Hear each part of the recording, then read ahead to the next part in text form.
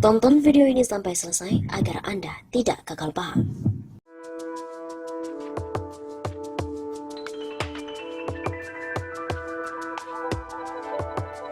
Virus corona menyerang KPU. Ada banyak korban.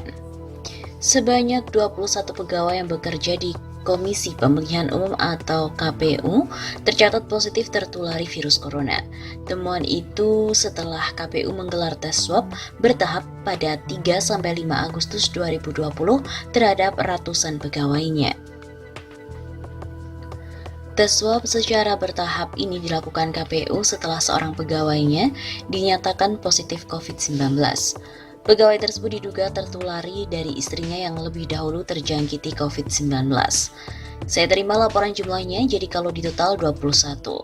Begitu kata Ketua KPU Arief Budiman dalam diskusi virtual dengan tema Potensi Hilangnya Suara Rakyat Akibat Pageblok pada hari Kamis 6 Agustus.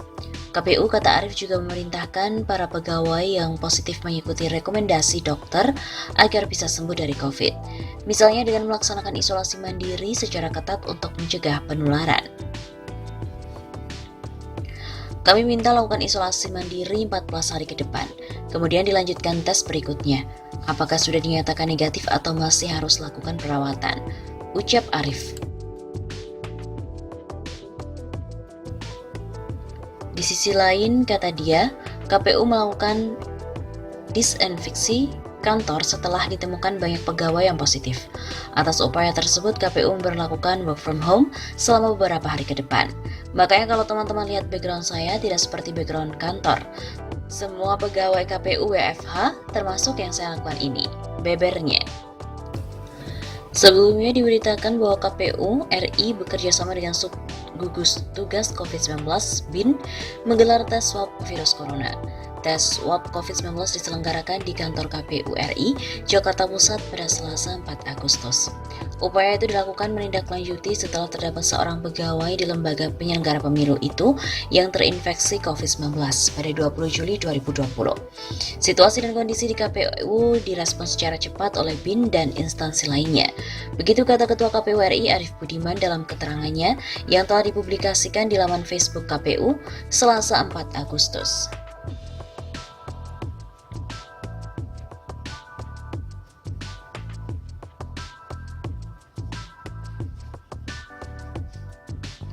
Sementara itu, untuk Ketua Wilayah Sub Gugus Tugas COVID-19 BIN, Sony Arifianto menjelaskan pihaknya menyediakan 2 mobil lab swab tes COVID-19 dan 30 petugas medis untuk menyelenggarakan tes di lembaga penyelenggara pemilu itu.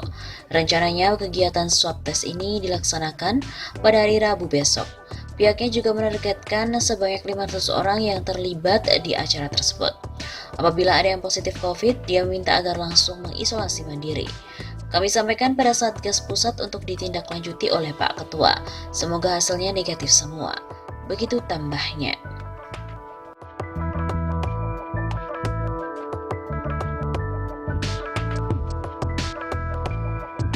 Virus corona menyerang KPU. Ada banyak korban. Sebanyak 21 pegawai yang bekerja di Komisi Pemilihan Umum atau KPU tercatat positif tertulari virus corona.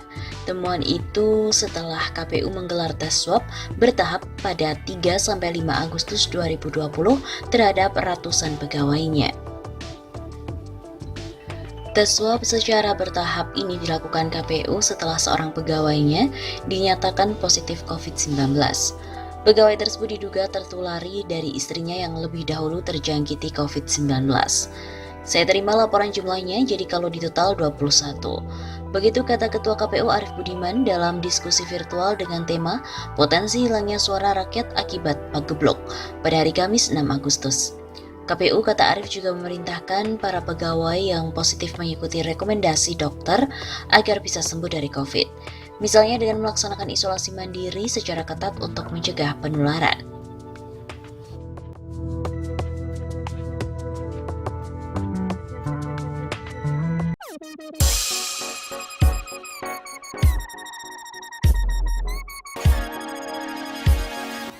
Staf KPU dibunuh pelaku misterius, Arief Budiman minta anak buah lebih hati-hati. Ketua KPU RI Arief Budiman mengharapkan adanya jaminan keamanan diri untuk penyelenggara pemilu dalam menggelar pemilihan kepala daerah serentak 2020. Berkaca dari kejadian terbunuhnya, staf KPU Yahukimo Hendrik John Pinsky, 25 tahun yang diduga akibat dianiaya orang tak dikenal. Kami tentu berharap ada dukungan yang mampu menjaga mengamankan, bukan hanya proses dan tahapan penyelenggaraan pilkada saja, tapi juga menjaga mengamankan penyelenggara pemilunya. Kata Ketua KPU RI Arief Budiman di Jakarta pada hari Rabu 12 Agustus. Dengan adanya pengamanan terhadap diri penyelenggara, bukan pengamanan kantor saja, kata dia, diharapkan kejadian seperti yang terjadi pada Hendrik tidak lagi terulang. Kami bisa berkoordinasi terus dengan aparat keamanan untuk menjamin bahwa proses penyelenggaraan ini, penyelenggara pilkada tidak lagi menimbulkan kejadian-kejadian yang membuat beberapa pihak khawatir, risau, bahkan mungkin ragu dan takut untuk bisa terlibat di dalam penyelenggaraan tahapan pemilihan kepala daerah. Begitu katanya. Arief berharap penyelenggara pemilu mendapatkan dukungan dari seluruh pihak termasuk soal keamanan diri penyelenggara dalam menyelenggarakan pilkada serentak 9 Desember 2020 mendatang. Dia juga mengingatkan agar seluruh penyelenggara pemilu se-Indonesia agar lebih berhati-hati belajar dari kejadian tersebut. Kepada penyelenggara pemilu se-Indonesia, saya ingin sampaikan bahwa peristiwa semacam ini menjadi pelajaran berharga bagi kita. Begitu katanya. Para penyelenggara, kata dia, diharapkan dapat menjalankan tugas-tugas mereka. Polisi pun mengatakan bahwa Henry Jovinsky tewas dibaca orang tak dikenal oleh OTK usai mengantar obat untuk rekannya pada hari Selasa 11 Agustus. Menurut keterangan polisi, korban diserang di Jalan Gunung, Distrik DKI, Kabupaten Yahukimo, Papua pada hari Selasa 11 Agustus siang. Staf KPU Yahukimo tersebut pun tewas dengan luka tusuk di bagian punggung. Setelah melintasi jalan gunung tepat di atas jembatan Kaliteh, saksi dan korban diadang oleh seorang pria bercelana loreng dan berambut gimbal, memegang 2 pisau atau sangkur, menanyakan kedua korban tersebut. Kalau kalian orang mana? Orang Indonesia, mana KTP-nya? Begitu kata Kabid Humas Polda Papua Kombes AM Kamal. Kronologi. Sementara itu, berdasar keterangan saksi berinisial KM, pelaku berjumlah lebih dari 1 orang.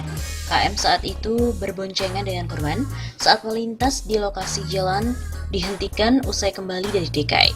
Setelah turun, saksi melihat ada rekan pelaku yang bersembunyi di dalam hutan. Saat menerima KTP Henry, pelaku berjalan ke arah belakang Henry dan langsung menusuk punggung korban. Saat itu juga datanglah teman pelaku dari arah kali jembatan sambil memegang 1 buah sangkur dan langsung menusuk korban di bagian leher. Begitu kata Kamal. Setelah melihat rekannya ditusuk, KM berlari meninggalkan sepeda motor sambil berteriak minta tolong.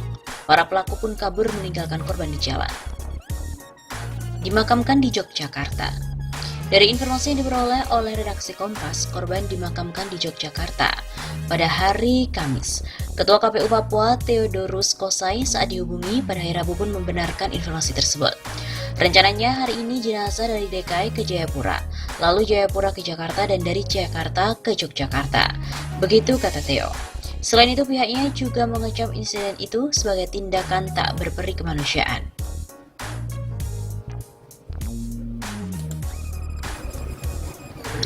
Keluarga Henry Jovinsky 25 tahun pun mengaku kaget mendengar kabar staf dari KPU ini di Kabupaten Yahukimo, Papua tewas dibunuh oleh orang tak dikenal. Adik kandung korban Helga Mauli Jovinska 17 tahun mengatakan keluarga menerima kabar tersebut pada hari Selasa 11 Agustus sore. Kabar tersebut membuat keluarga sangat terpukul. Terakhir telepon 2 hari yang lalu, soalnya susah sinyal di sana. Biasanya ngabarin kalau ada sinyal, biasanya telepon. Kata Helga kepada wartawan di Desa Kadung Malang, Kecamatan Sumbang, Kabupaten Banyumas, Jawa Tengah pada hari Selasa malam. Menurut Helga, korban baru bertugas di KPU Yahukimo sekitar 1 tahun. Sejak bertugas di sana, korban baru pernah pulang 1 kali ke kampung halamannya beberapa bulan yang lalu. Sudah berangkat lagi, malah kayak gini. Kalau tahu mau kayak gini, tidak mungkin suruh berangkat. Pulang baru sekali itu, sempat telepon tahun depan mau pulang.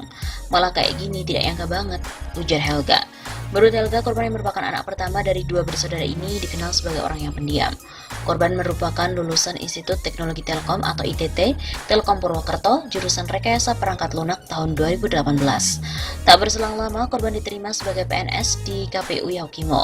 Sementara itu, Komisioner KPU Banyumas Hanan Wiyoko mengatakan korban akan dimakamkan di tempat pemakaman umum Dusun Rebulu Wetan, Kelurahan Sidokarto, Kecamatan Kurian, Kabupaten Sleman, DIY. Keluarga di Banyumas sudah berangkat ke Yogyakarta tadi pagi pukul 6 pagi. Tulisan melalui pesan singkat pada hari Rabu 12 Agustus.